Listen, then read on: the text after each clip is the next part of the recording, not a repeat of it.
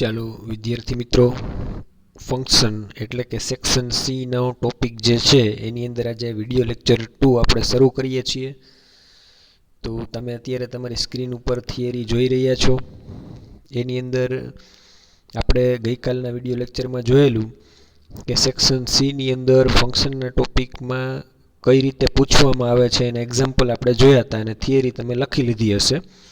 હવે આજે જે તમે જોઈ રહ્યા છો એમાં આ પહેલો પ્રકાર છે ડિસ્ક્રાઇબિંગ એક્સપ્રેસિંગ પાસ્ટ ઇવેન્ટ. મતલબ શું થાય તો કે ભૂતકાળની ઘટનાઓનું વર્ણન. ડિસ્ક્રાઇબ કરવું એટલે વર્ણન કરવું થાય, એક્સપ્રેસ મતલબ થાય વ્યક્ત કરવું, અને પાસ્ટ ઇવેન્ટનો મતલબ થાય ભૂતકાળની ઘટનાઓ. તો કેવા વાક્યો હોય ત્યારે ઘટના છે એ ભૂતકાળની ગણવી એની માટેની થિયરી તમે જોઈ રહ્યા છો સ્ક્રીન ઉપર. ચાલો આપણે સમજીએ ને. ભૂતકાળની કોઈ પણ ક્રિયા, બનાવ, ઘટનાનું વર્ણન કરવા માટે ડિસ્ક્રાઇબિંગ પાસ્ટ ઇવેન્ટ ફંક્શનનો ઉપયોગ થાય છે. તો ભૂતકાળની કોઈ પણ ઘટના કે ક્રિયા દર્શાવવા માટે જે વાપરવામાં આવે છે એને પાસ્ટ ઇવેન્ટ ડિસ્ક્રાઇબિંગ પાસ્ટ ગણવામાં આવે છે. ભૂતકાળની ક્રિયાનું વર્ણન કરવાનું હોવાથી સાદો ભૂતકાળ અને ચાલુ ભૂતકાળનો ઉપયોગ કરી શકાય છે. સાઈડમાં તમે જોઈ શકો છો બ્લેક કલરથી લખેલું છે એક્ટિવ પેસિવ બંને રીતે. બરાબર. તો ભૂતકાળની ક્રિયાઓ દર્શાવવા માટે સાદા ભૂતકાળનું, ચાલુ ભૂતકાળનું, પૂર્ણ ભૂતકાળનું, વુડનો પણ ઉપયોગ થઈ શકે છે. અને તમે આ ટેન્સનો એક્ટિવ પેસિવ બંને રીતે ઉપયોગ કરી શકો છો. ચાલો એક્ઝામ્પલથી આપણે જોઈએ. જેમ કે પહેલું જ સેન્ટેન્સ છે my brother went to school, એટલે કે મારો ભાઈ શાળાએ ગયો. તો કર્તા તરીકે છે માય બ્રધર, પછી ભૂતકાળનું રૂપ, ગોનું ભૂતકાળનું રૂપ થાય વેન્ટ, અને ટુ સ્કૂલ એટલે કે સ્થળ. તો કર્તા V2 અને અન્ય શબ્દો આપેલા છે. આપણે ઇઝીલી ઓળખી શકીએ કે આપેલું જે સેન્ટેન્સ છે એ સાદા ભૂતકાળનું છે. મારો ભાઈ શાળાએ ગયો એટલે આ ભૂતકાળની ઘટના થઈ. ત્યાર પછી while Radha was cooking food the postman arrived. શું કહે છે? જ્યારે રાધા રસોઈ કરી રહી હતી ત્યારે ટપાલી આવ્યો. તો રાધા વોઝ કુકિંગ ઉપરથી આપણને ઇઝીલી સમજાઈ જાય છે કે ચાલુ ભૂતકાળનું વાક્ય છે. સાથે સાથે પોસ્ટમેન અરાઇવ્ડ લખેલું છે એની ઉપરથી આપણને ખ્યાલ આવે છે કે સાદો ભૂતકાળ છે.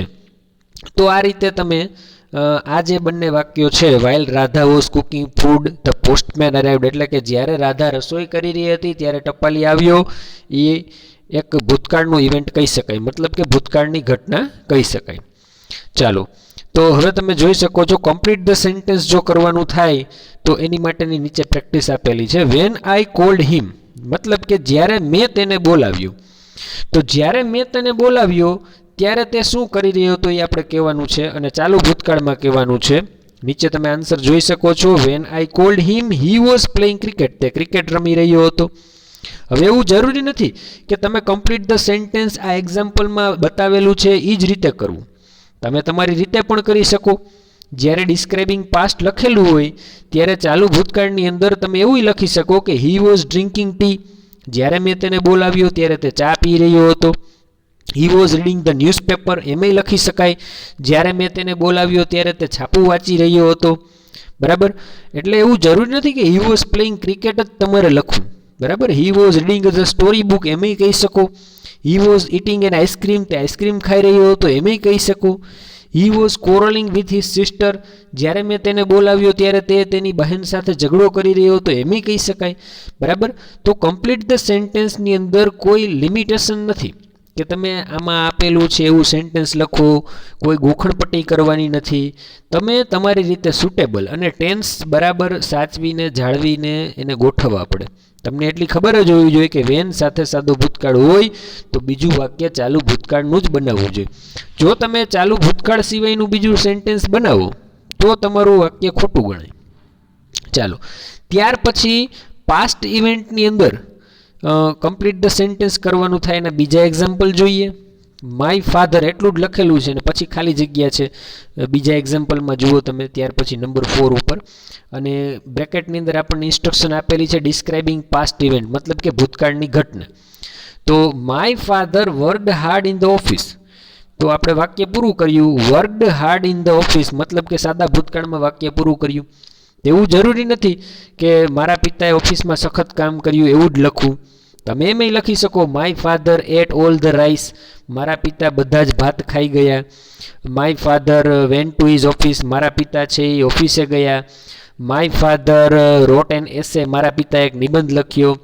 My father earned so much money, મારા પિતા ઘણા બધા રૂપિયા કમાણા. My father tilled this land, મારા પિતાએ જમીન ખેડી. તો આવું કોઈ પણ તમે સાદા ભૂતકાળનું વાક્ય બનાવી અને ડિસ્ક્રાઇબિંગ પાસ્ટની સૂચના છે એને ફોલો કરી શકો છો.